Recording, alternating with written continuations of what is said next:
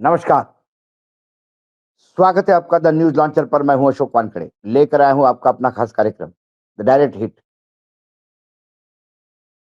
एक रिपोर्ट आई और उस रिपोर्ट में उत्तर प्रदेश नंबर 1 है। फिर भी ये रिपोर्ट डायरेक्ट हिट कर रही है आदरणीय प्रधानमंत्री नरेंद्र मोदी, आदरणीय गृह मंत्री अमित शाह जी और आदरणीय मुख्यमंत्री उत्तर प्रदेश योगी आदित्यनाथ के तमाम दावों को। अब आप कहोगे कि रिपोर्ट नंबर 1 है, नंबर 1 आने के बाद भी ऐसी क्या बात हुई कि सीधी इन तीनों बड़े नेताओं को हिट करते हैं। असल में ये रिपोर्ट है नेशनल क्राइम रिकॉर्ड ब्यूरो की, एनसीआरबी की, जो हाल ही में पूरे देश में जितने भी गुने होते हैं, तमाम गुन्हों को का रिकॉर्ड कर उसका विश्लेषण कर एक विस्तृत रिपोर्ट एनसीआरबी तैयार करती है। जो लेटेस्ट रिपोर्ट अभी आई है वो एनसीआरबी 2023 की है और ये रिपोर्ट बताती है कि 2022 में भारत में अपहरण के 1.07 लाख से अधिक मामले दर्ज किए गए, मतलब 1,07,000। वहीं 2023 में ये बढ़कर 1,13,000 हो गए, 1.13। इनमें सबसे ज्यादा उत्तर प्रदेश में सामने आए जो मामले हैं, जहां अपहरण की घटनाएं पिछले 3 साल से लगातार वृद्धि में पाई जा रही है। साल 2023 में अकेले उत्तर प्रदेश में 16,663 अपहरण के मामले दर्ज किए गए, जो देश में सबसे अधिक है। हालांकि महिला और बच्चों के खिलाफ अन्य अपराधों में भी यूपी की स्थिति सुधार तो दिखाई दी गई है, लेकिन वहां पे भर देश में उनकी देश के बाकी राज्यों की तुलना से यूपी अभी भी बहुत पीछे है। हर दिन औसतन 294 अपहरण, यानी हर घंटे 12 से ज्यादा मामले एन एनसीबीआर के अनुसार हुए हैं। 2023 में देश के अपहरण में कुल 1,13,564 मामले दर्ज किए, जबकि 2021 में ये संख्या 1,01,707 और 2020 में 84,805 थी। हर दिन औसतन 294 अपराध हुए हैं, जबकि हर 12 घंटे से ज्यादा, यानी एक हर घंटे में 12 से ज्यादा। यह रुझान देश की सुरक्षा व्यवस्था को लेकर गहरी चिंता प्रकट करती है। उत्तर प्रदेश अपहरण के मामले में भी सबसे आगे है।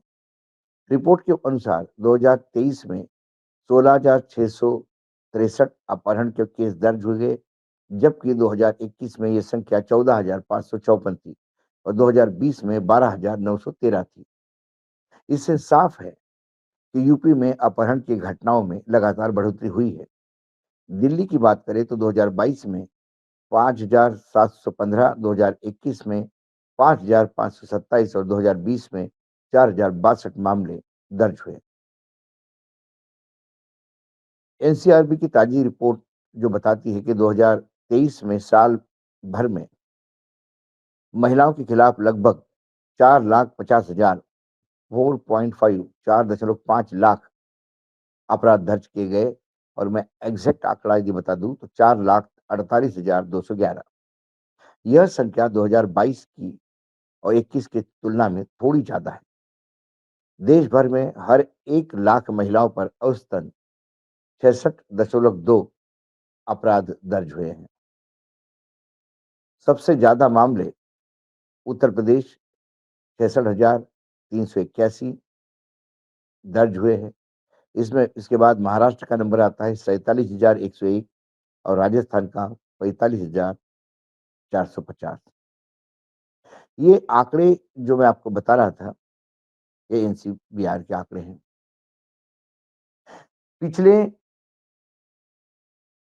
कई मतलब पिछले यदि जिस साल के आंकड़े हैं, उस साल के भाषण देखें या वर्तमान में भी जो सरकार को देखें, तो सरकार क्राइम कंट्रोल करने के बजाय बाकी जगह पे सरकार ज़्यादा तवज्जो देती नज़र आती है। उत्तर प्रदेश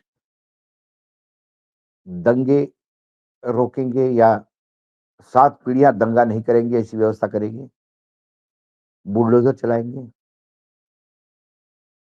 महिलाओं सशक्तिकरण की बात होगी, महिला उत्थान की बात होगी, लेकिन वास्तविकता में जो आंकड़े हैं, उसके परे हैं। क्या उत्तर प्रदेश में 24/7 हिंदू-मुसलमान ही करने का प्रयास किया जाता है? हर उस घटना में मुस्लिम और हिंदू का इन्वॉल्वमेंट कितना है, इसके पॉइंट ऑफ व्यू से देखा जाता है। जबकि ग्रामीण क्षेत्रों में यदि बात करें, तो थानों में ठाकुरवाद इतना हावी है कि लोग थाने में जाने के लिए भी डरते हैं, तब ये स्थिति है। ये उत्तर प्रदेश का दुर्भाग्य है। उत्तर प्रदेश में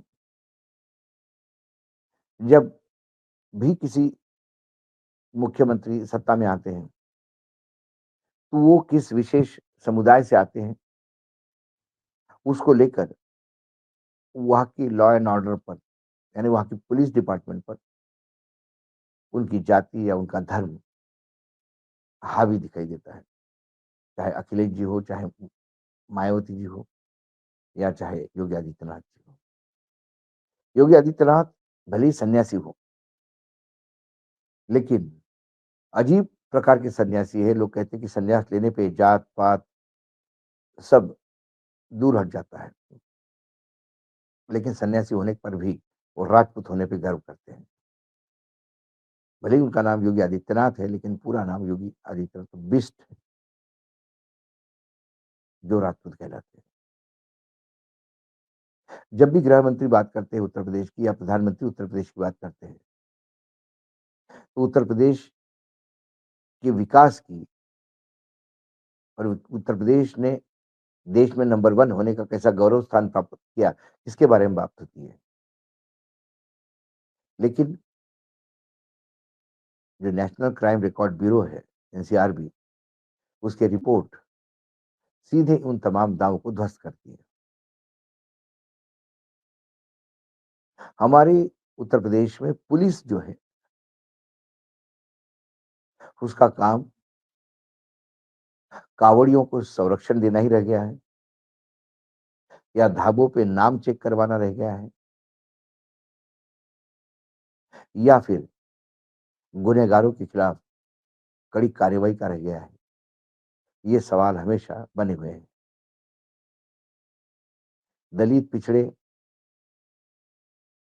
ग्रामीण क्षेत्र में और हालत बुरी है। लड़कियों की इज्जत,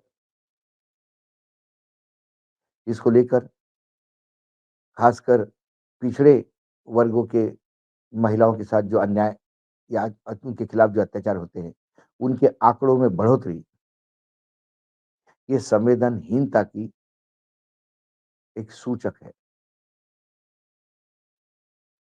क्या हम मात्र राम मंदिर में रामलला की प्राण प्रतिष्ठा करने से राम राज्य आएगा, इसका इंतजार कर रहे हैं? या रामलला के जीवन को यथार्थ के धरातल पे उतरकर राम राज्य स्थापित करने का प्रयास कर रहे हैं? क्योंकि सरकारें इवेंट में लगी हुई है और गुनहगार अपने काम में। यही कारण है कि बड़े-बड़े विज्ञापन तो दिखते हैं, बड़े-बड़े फोटोग्राफ और सरकार का महिमा मंडन करते हुए बड़े-बड़े कार्यक्रम तो दिखते हैं, चाहे टेलीविज़न पर हो,